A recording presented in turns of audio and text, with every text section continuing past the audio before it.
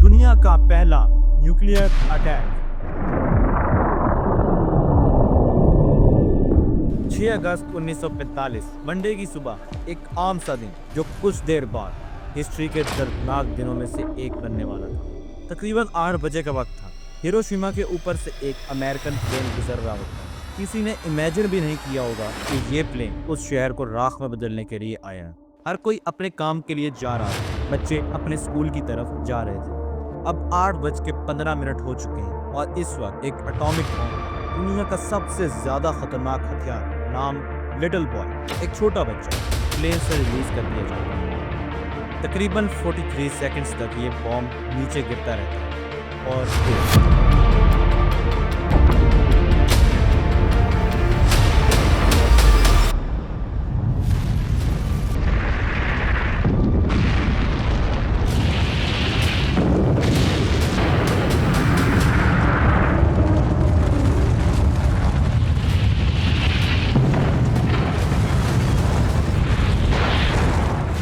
Blast के फौरन बाद शहर का 70% एरिया तबाह हो जाता है। लोग इंस्टेंटली वेपराइज हो जाते हैं, एकदम राख हो जाते हैं।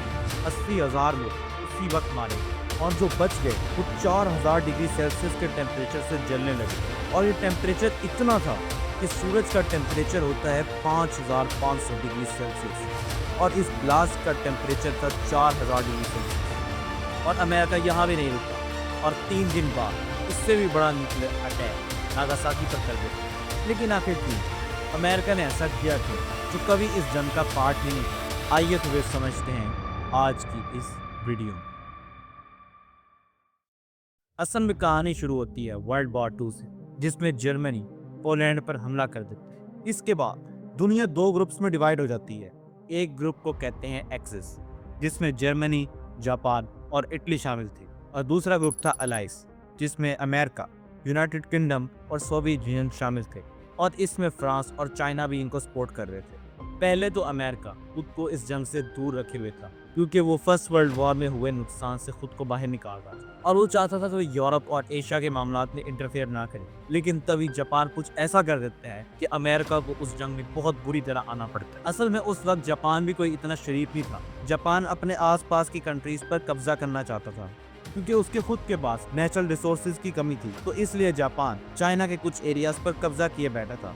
अमेरिका जापान पर मिलिट्री प्रेशर बनाए बगैर जापान को इससे रोकना चाहता था। तो इसलिए अमेरिका जापान को मिनरल्स देना बंद कर देता है, लेकिन फिर भी जापान बाज नहीं आता और फिर अमेरिका जापान को ऑयल देना बंद कर देता है, जो जापान के लिए बहुत बड़ी मुसीबत था, क्योंकि जापान अपने ऑयल की ज़रूरत का बहुत बड़ा हिस्सा अमेरिका से लेता था। अमेरिका जापान से चाहता था कि वो वर्ल्ड वॉर 2 से बाहर निकल जाए और जर्मनी का साथ छोड़ दे, लेकिन इसके बाद भी जापान पीछे नहीं हटा। जापान ने सोचा कि उसके आसपास की कुछ कंट्रीज के पास नेचुरल रिसोर्सेज बहुत ज़्यादा है, तो क्यों ना उन कंट्रीज पर कब्जा कर लिया जाए और उन नेचुरल रिसोर्सेज को हथियार लिया जाए और इस तरह अमेरिका से भी अपनी जान छुड़ा ली। लेकिन अब मसला ये था कि इंडोनेशिया नीदरलैंड्स के अंडर था और मलेशिया ब्रिटिश के कंट्रोल में था, और ये दोनों कंट्रीज अमेरिका की अलाइज थी।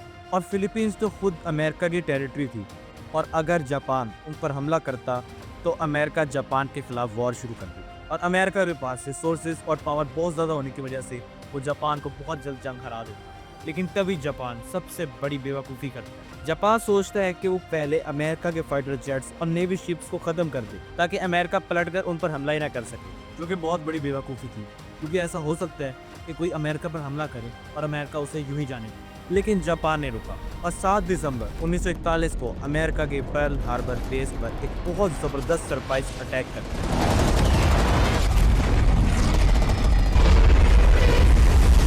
ये अटैक 2 फेज में किया गया। पहले फेज में 183 प्लेन्स ने सुबह 7:48 पर हमला कर दिया। बैटल शिप्स, फाइटर जेट्स को तबाह करना शुरू किया और 45 मिनट तक ये बॉम्बिंग करते रहे और फिर वापस चले।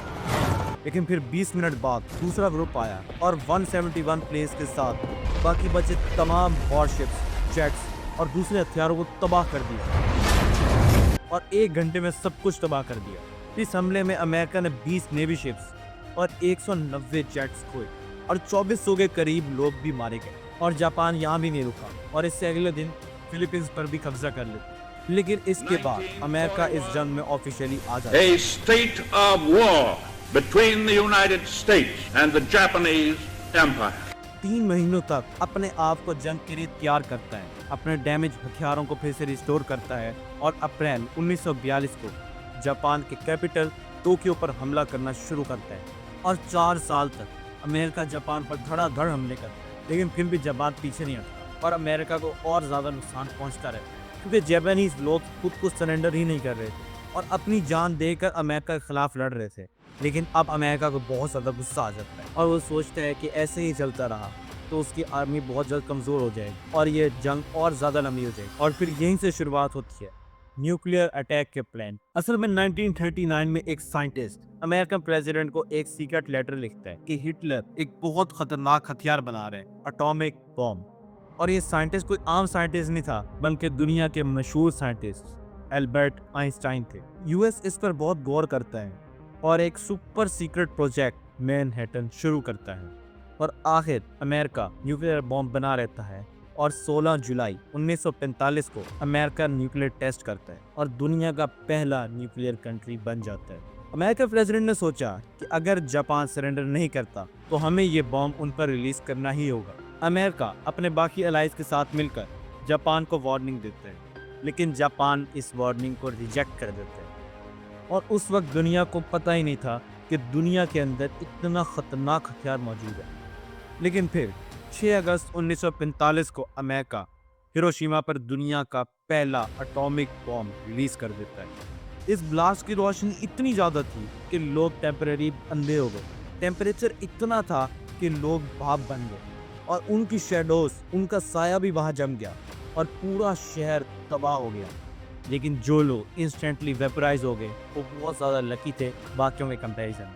अब गाली देने से पहले पूरी बात सुनिए। असल में इससे पहले कि उनका ब्रेन उन दर्द के सिग्नल्स को रिसीव करता, उनको दर्द महसूस होता, उससे पहले ही वो वेपोराइज हो चुके थे। यानी कि साइंटिफिक रिसर्चेस के अकॉर्डिंग उनको दर्द महसूस ही नहीं हुआ, फिर दर्द महसूस होने से पहले वो राख हो चुके थे। लेकिन बाकी बचे लोग जो उस टेम्परेचर से जल रहे थे और रेडिएशन से तड़प रहे थे, उनके दर्द का अंदाजा लगाना भी बहुत मुश्किल है। कुछ देर बाद बारिश शुरू होती है, लेकिन बारिश का पानी रेडियो एक्टिव होता है और ये पानी ब्लैक कलर का था जो बहुत ज़्यादा जहरीला था। इस इतने खतरनाक अटैक के बाद भी जापान सरेंडर करने से इनकार कर देता है। लेकिन फिर अमेरिका 3 दिन बाद नागासाकी पर इससे भी बड़ा न्यूक्लियर अटैक करता है और इस शहर का हाल भी वैसा ही होता है। सिर्फ इन 2 हमलों में 2.5 लाख लोग मारे जाते हैं, जिनमें से मोस्टली उस शहर के सिविलियंस थे। आखिर 15 अगस्त 1945 को जापान सरेंडर कर देता है और यूं वर्ल्ड वॉर 2 का एंड हो जाता है।